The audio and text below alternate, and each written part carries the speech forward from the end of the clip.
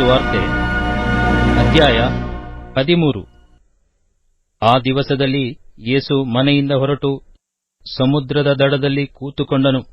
ಬಹಳ ಜನರು ಆತನ ಬಳಿಗೆ ಕೂಡಿ ಬಂದದರಿಂದ ಆತನು ದೋಣಿ ಹತ್ತಿ ಕೂತುಕೊಂಡನು. ಆ ಜನರೆಲ್ಲರೂ ದಡದಲ್ಲಿ ನಿಂತಿದ್ದರು. ಆಗ ಆತನು ಅವರಿಗೆ ಸಾಮ್ಯರೂಪವಾಗಿ ಅನೇಕ ಸಂಗತಿಗಳನ್ನು ಹೇಳಿದನು.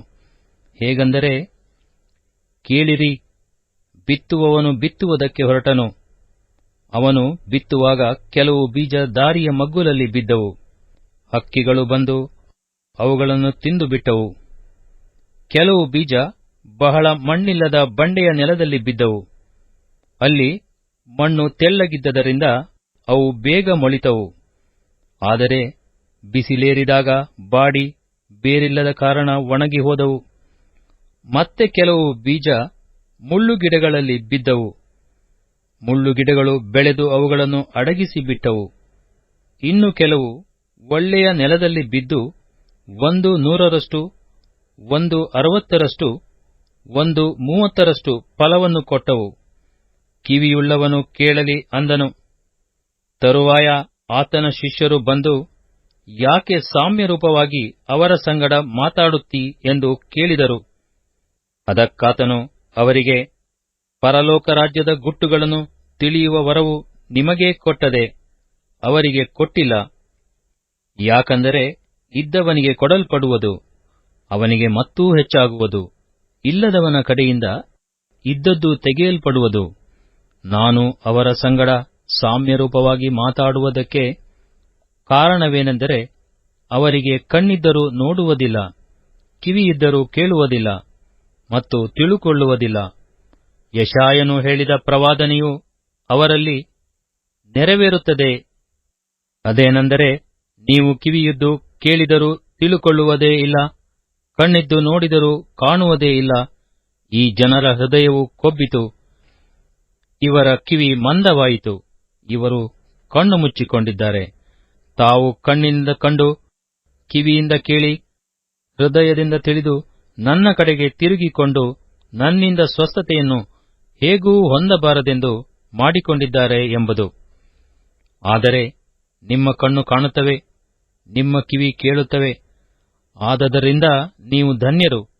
ನಿಮಗೆ ಸತ್ಯವಾಗಿ ಹೇಳುತ್ತೇನೆ, ನೀವು ನೋಡುತ್ತಿರುವ ಕಾರ್ಯಗಳನ್ನು ಬಹುಮಂದಿ ಪ್ರವಾದಿಗಳು, ಸತ್ಪುರುಷರು ನೋಡಬೇಕೆಂದು ಅಪೇಕ್ಷಿಸಿದರೂ ನೋಡಲಿಲ್ಲ. ನೀವು ಕೇಳುತ್ತಿರುವ ಸಂಗತಿಗಳನ್ನು ಅವರು ಕೇಳಬೇಕೆಂದು ಅಪೇಕ್ಷಿಸಿದರೂ ಕೇಳಲಿಲ್ಲ. ಬಿತ್ತುವವನ ವಿಷಯವಾದ ಸಾಮ್ಯದ ಅರ್ಥವನ್ನು ಕೇಳಿರಿ. ಯಾವನಾದರೂ ಪರಲೋಕ ರಾಜ್ಯದ ವಾಕ್ಯವನ್ನು ಕೇಳಿ ತಿಳುಕೊಳ್ಳದೆ ಇರುವಲ್ಲಿ ಸೈತಾನನು ಬಂದು ಆ ಮನುಷ್ಯನ ಮನಸ್ಸಿನಲ್ಲಿ ಬಿತ್ತಿದ್ದನ್ನು ತೆಗೆದುಹಾಕುತ್ತಾನೆ. ಈ ಮನುಷ್ಯನೇ ಬೀಜ ಬಿದ್ದ ದಾರಿ ಮಗ್ಗುಲಾಗಿರುವವನು. ಒಬ್ಬನು ವಾಕ್ಯವನ್ನು ಕೇಳಿದ ಕೂಡಲೇ ಸಂತೋಷದಿಂದ ಅದನ್ನು ಸ್ವೀಕರಿಸುತ್ತಾನೆ.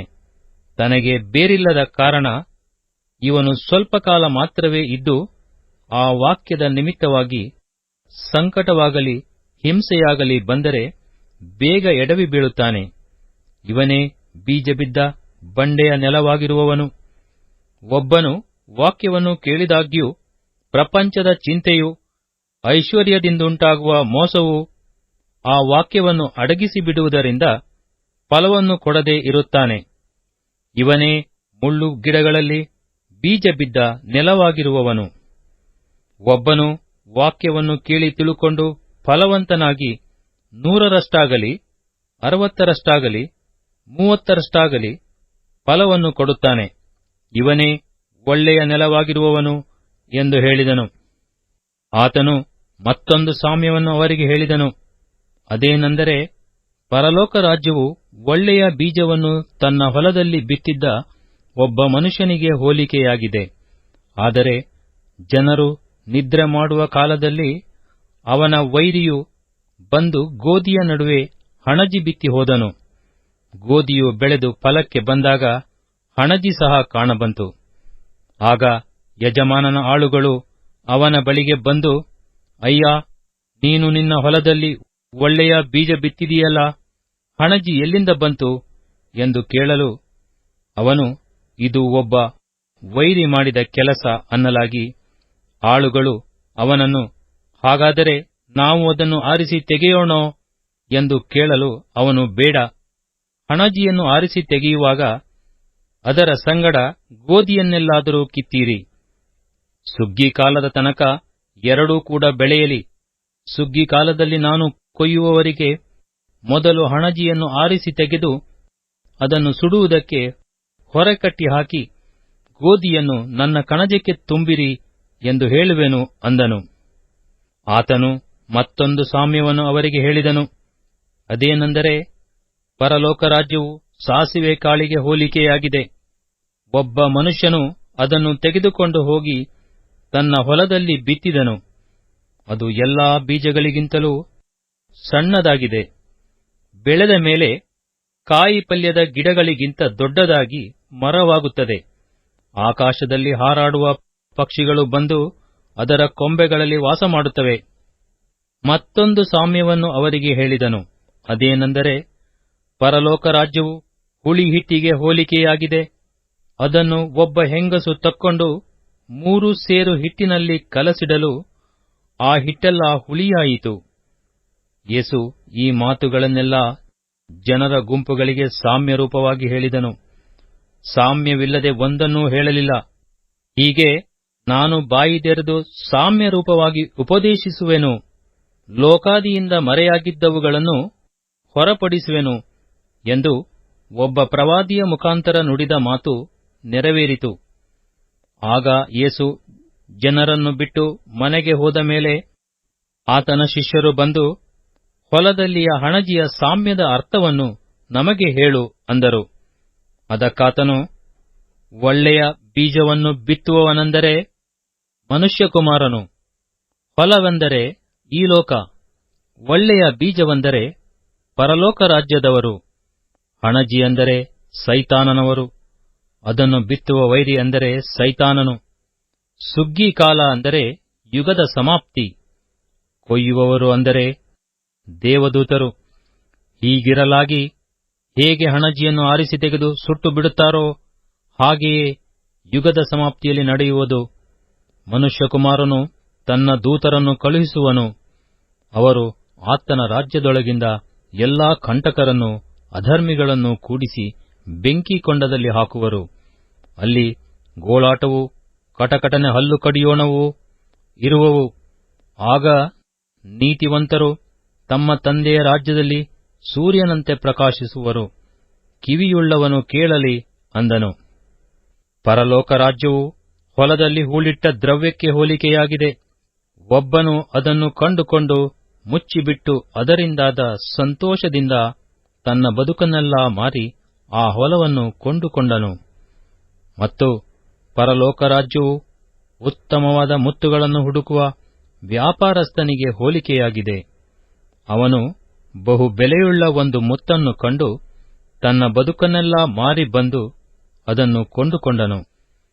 ಮತ್ತು ಪರಲೋಕ ರಾಜ್ಯವು ಒಂದು ಬಲೆಗೆ ಹೋಲಿಕೆಯಾಗಿದೆ. ಅದನ್ನು ಸಮುದ್ರದಲ್ಲಿ ಹಾಕಿ ಎಲ್ಲಾ ಜಾತಿಯ ಮೀನುಗಳನ್ನು ಹಿಡಿದರು. ಅದು ತುಂಬಿದ ಮೇಲೆ ಅದನ್ನು ದಡಕ್ಕೆ ಎಳೆದು ಕೂತುಕೊಂಡು ಒಳ್ಳೆಯ ಮೀನುಗಳನ್ನು ಪುಟ್ಟಿಗಳಲ್ಲಿ ತುಂಬಿಕೊಂಡು ಕೆಟ್ಟ ಮೀನುಗಳನ್ನು ಬಿಸಾಟು ಬಿಟ್ಟರು. ಹಾಗೆಯೇ ಯುಗದ ಸಮಾಪ್ತಿಯಲ್ಲಿ ಆಗುವುದು. ದೇವದೂತರು ಹೊರಟು ಬಂದು ನೀತಿವಂತರೊಳಗಿಂದ ಕೆಟ್ಟವರನ್ನು ಬೇರೆ ಮಾಡಿ ಅವರನ್ನು ಬೆಂಕಿಕೊಂಡದಲ್ಲಿ ಹಾಕುವರು. ಅಲ್ಲಿ ಗೋಳಾಟವೂ ಕಟಕಟನೆ ಹಲ್ಲು ಕಡಿಯೋಣವೂ ಇರುವವು. ಈ ಎಲ್ಲಾ ಮಾತುಗಳ ಅರ್ಥವು ನಿಮಗೆ ತಿಳಿಯಿತೋ ಎಂದು ಕೇಳಲು ಅವರು ತಿಳಿಯಿತು ಅಂದರು. ಆಗ ಆತನು ಅವರಿಗೆ, ಹೀಗಿರಲಾಗಿ ಪರಲೋಕ ರಾಜ್ಯದ ವಿಷಯವಾಗಿ ಉಪದೇಶ ಹೊಂದಿ ಶಿಕ್ಷಿತನಾದ ಪ್ರತಿಯೊಬ್ಬ ಶಾಸ್ತ್ರೋಪದೇಶಕನು ಮನೆ ಯಜಮಾನನಿಗೆ ಹೋಲಿಕೆಯಾಗಿದ್ದಾನೆ. ಅವನು ತನ್ನ ಬೊಕ್ಕಸದೊಳಗಿಂದ ಹೊಸ ವಸ್ತುಗಳನ್ನೂ ಹಳೇ ವಸ್ತುಗಳನ್ನು ಹೊರಗೆ ತರುತ್ತಿರುವನು ಎಂದು ಹೇಳಿದನು. ಯೇಸು ಈ ಸಾಮ್ಯಗಳನ್ನು ಮುಗಿಸಿದ ಮೇಲೆ ಅಲ್ಲಿಂದ ಹೊರಟು ಹೋದನು. ಯೇಸುವಿನ ಸ್ವಂತ ಊರಿನವರು ಆತನನ್ನು ತಾತ್ಸಾರ ಮಾಡಿದ್ದು. ತರುವಾಯ ಆತನು ತನ್ನ ಊರಿಗೆ ಬಂದು ಅಲ್ಲಿರುವ ಸಭಾಮಂದಿರದಲ್ಲಿ ಜನರಿಗೆ ಉಪದೇಶ ಮಾಡುತ್ತಿದ್ದನು. ಅವರು ಕೇಳಿ ಅತ್ಯಾಶ್ಚರ್ಯಪಟ್ಟು, ಇವನಿಗೆ ಈ ಜ್ಞಾನವೂ ಈ ಮಹತ್ಕಾರ್ಯಗಳು ಎಲ್ಲಿಂದ ಬಂದಿದ್ದಾವು? ಇವನು ಆ ಬಡಗಿಯ ಮಗನಲ್ಲವೇ? ಇವನ ತಾಯಿ ಮರಿಯಳೆಂಬವಳಲ್ಲವೇ? ಯಾಕೋಬ, ಯೋಸೇಫ, ಸೀಮೋನ, ಯೂದ ಇವರು ಇವನ ತಮ್ಮಂದಿರಲ್ಲವೇ? ಇವನ ತಂಗಿಯರೆಲ್ಲರೂ ನಮ್ಮಲ್ಲಿ ಇದ್ದಾರಲ್ಲವೇ? ಹಾಗಾದರೆ ಇವೆಲ್ಲ ಇವನಿಗೆ ಎಲ್ಲಿಂದ ಬಂದಿದ್ದಾವು ಎಂದು ಮಾತಾಡಿಕೊಂಡು ಆತನ ವಿಷಯವಾಗಿ ಬೇಸರಗೊಂಡರು. ಆದರೆ ಯೇಸು ಅವರಿಗೆ, ಪ್ರವಾದಿಯು ಬೇರೆ ಎಲ್ಲಿದ್ದರೂ ಅವನಿಗೆ ಮರ್ಯಾದೆ ಉಂಟು, ಆದರೆ ಸ್ವದೇಶದಲ್ಲಿಯೂ ಸ್ವಂತ ಮನೆಯಲ್ಲಿಯೂ ಮಾತ್ರ ಮರ್ಯಾದೆಯಿಲ್ಲ ಅಂದನು. ಅವರು ಆತನನ್ನು ನಂಬದೆ ಹೋದದರಿಂದ ಆತನು ಅಲ್ಲಿ ಅನೇಕ ಮಹತ್ಕಾರ್ಯಗಳನ್ನು ಮಾಡಲಿಲ್ಲ.